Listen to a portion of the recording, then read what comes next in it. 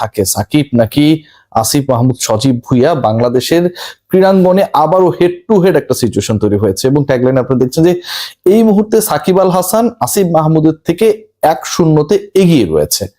যে ব্যাটেলটা এর আগে হয়েছিল, তীব্র ব্যাটেল হয়েছিল সাকিব এবং আসিফের, এবং সেই ব্যাটেলে আমরা দেখেছিলাম যে একটা সময় শেখ হাসিনাকে, সাবেক প্রধানমন্ত্রীকে এন্ডোর্স করার কারণে আসিফ মাহমুদ সজীব ভুঁইয়া তিনি ফেসবুকে স্ট্যাটাস দিয়ে মোটামুটি একটা সরকারি অবস্থান গ্রহণ করেছিলেন। বাংলাদেশ ক্রিকেট বোর্ডকে তিনি নির্দেশনা দিয়েছেন বা দিবেন কোনোভাবেই যেন বাংলাদেশের জার্সিতে সাকিব আল হাসান খেলতে না পারেন।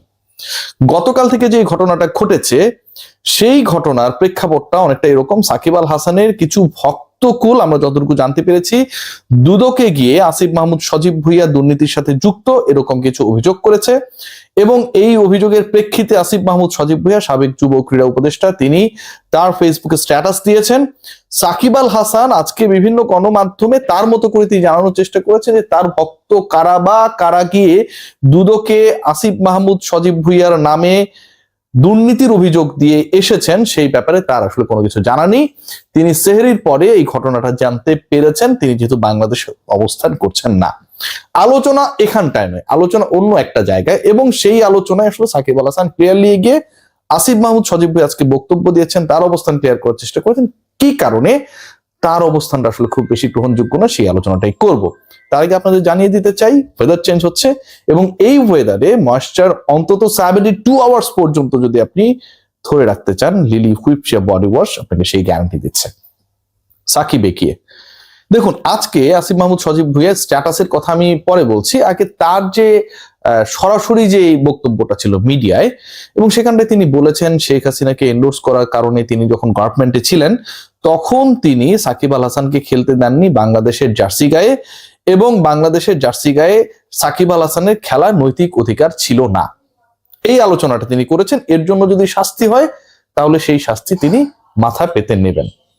ডিসকাশনটা কিন্তু ঠিক এই পয়েন্টটাতেই। আজকে আসিফ মাহমুদ সজীব ভুঁইয়া যে কথাটা বলেছেন, আসিফ মাহমুদ সজীব ভুঁইয়া এই কথার মাধ্যমে তিনি বাংলাদেশের যুব ক্রীড়া উপদেষ্টার দায়িত্বে যখন ছিলেন সেই দায়িত্বে থেকে অনধিকার চর্চা করে তিনি যে বক্তব্যটা দিয়েছেন নৈতিকভাবে সেটা 100% ঠিক হইতে পারে, কিন্তু বাংলাদেশ ক্রিকেট বোর্ডের আন্ডারে চুক্তিবদ্ধ একজন ক্রিকেটারকে এবং আইসিসি কে বাংলাদেশ ক্রিকেট বোর্ড যেভাবে এন্ডোর্স করে বা আইসিসি বাংলাদেশ ক্রিকেট বোর্ডকে যেভাবে এন্ডোর্স করে সেটা হচ্ছে ট্রান্সপারেন্ট থাকতে হবে regarding any influence by the government. সেখানটায় সাকিব আল হাসানের ব্যাপারে যদি কোনো সিদ্ধান্ত গ্রহণ করা হয় সেই সিদ্ধান্ত এককভাবে বাংলাদেশ ক্রিকেট বোর্ড গ্রহণ করবে। তিনি বলছেন সরকারে থাকা অবস্থায় তিনি সাকিব আল হাসানকে খেলতে দেন নাই, এইরকম অধিকার বাংলাদেশ ক্রিকেট বোর্ডকে আইসিসি দিয়েছে। প্রথম পয়েন্ট যেটা, উত্তরটা হচ্ছে না।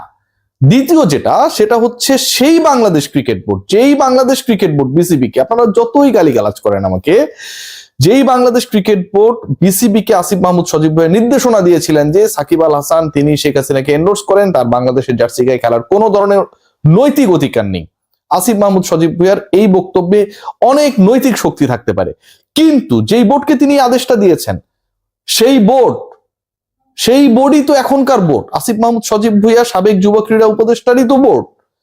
সেই বিসিবি তো তার গড়া, সেই বিসিবির প্রত্যেকটা কাউন্সিলর, সেই বিসিবির প্রত্যেকটা ডাইরেক্টর তিনি যেভাবে চেয়েছেন সেভাবে বাংলাদেশ ক্রিকেট বোর্ড এই মুহূর্তে দায়িত্ব পালন করছেন।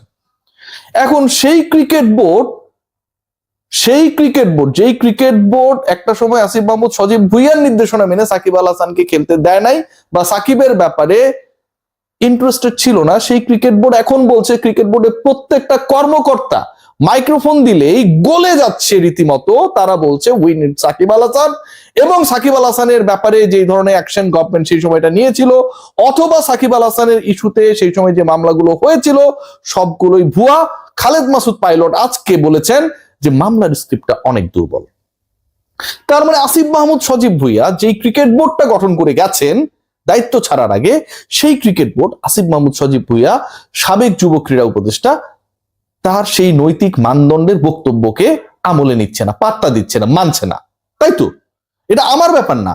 সাকিব আল হাসানকে আপনি খেলতে দেন নাই, আপনার ক্রিকেট বোর্ড সাকিব আল হাসানকে অ্যালাউ করেনি। সেই ক্রিকেট বোর্ড আপনি দায়িত্ব ছাড়ার পরে প্রত্যেক দিন সাকিব আল হাসানকে কিভাবে খেলানো যায়, কিভাবে ফাইল প্রসেস করা যায়, কিভাবে স্বরাষ্ট্র মন্ত্রণালয় এবং ল মিনিস্ট্রির মাধ্যমে একটা সমন্বয় করা যায়, they are discussing all this issues regarding Shakib Al Hasan everyday every single interview, তাহলে আসিফ মাহমুদ সজীব ভুইয়া আপনি আপনার নৈতিক জায়গা থেকে যেই ক্রিকেট বোর্ডটাকে ক্ষমতায়িত করেছেন, সেই ক্রিকেট বোর্ড কতটুকু নৈতিকতার মানদণ্ডে পাশ করলো?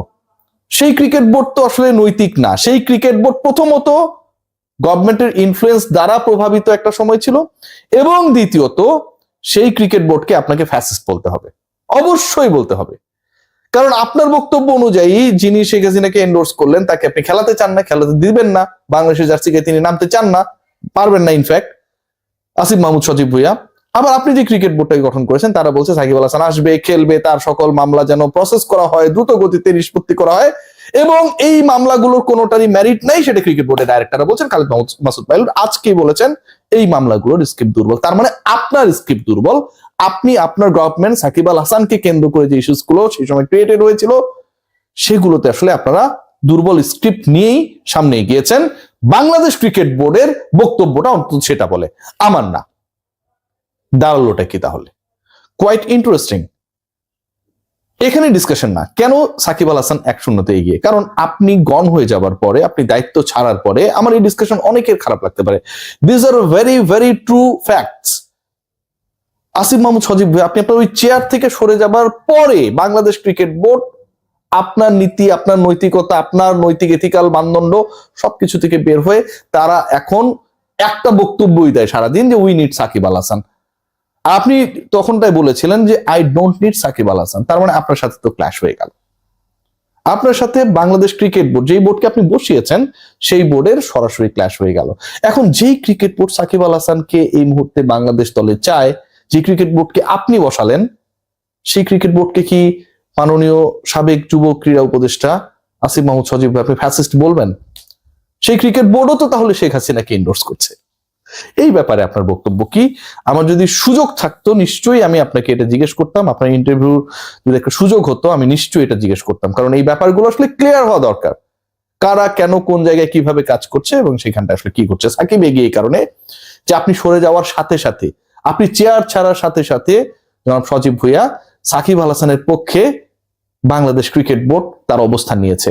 আপনি যতদিন ওই ক্ষমতায় ছিলেন, চেয়ারে ছিলেন, আপনার ভয়ে, আপনার পাওয়ারে বাংলাদেশ ক্রিকেট বোর্ড আপনার হ্যাঁ সাথে হ্যাঁ বলেছে, নার সাথে না বলেছে। কিন্তু আপনি সরে যাওয়ার সাথে সাথে বাংলাদেশ ক্রিকেট বোর্ড, যে ক্রিকেট বোর্ডকে আপনি বসিয়েছেন, যে ক্রিকেট বোর্ডের জেলা বিভাগের যারা কর্মরত, কিভাবে কাউন্সিলরশিপ হচ্ছে সবই আমরা জানি, আপনি বসিয়েছেন, আপনি করেছেন। সেই ক্রিকেট বোর্ড সাকিব আল হাসানকে, যাকে আপনি চান নাই, আপনাকে এখনো চান না, তাকে বাংলাদেশ ক্রিকেট বোর্ড কিভাবে খেলানো যায় জাতীয় দলের জার্সিতেই, যেই জার্সিতে তার সাকিবের খেলার নৈতিক অধিকার নেই আপনি দাবি করছেন, আপনি সিট ছাড়ার সাথে সাথে, চেয়ার ছাড়ার সাথে সাথে সজীব ভুইয়া বাংলাদেশ ক্রিকেট বোর্ড সেই জার্সিতেই সাকিবকে খেলাতে চায়। সেই বোর্ডের ডাইরেক্টর খালেদ মাসুদ পাইলট তিনি বলছেন সাকিবের ব্যাপারে মামলার স্ক্রিপ্ট খুবই দুর্বল। আমার একটা লাস্ট প্রশ্ন এবং সেটার উত্তর খোঁজা নিয়ে আমি আলোচনাটা শেষ করব। সাকিব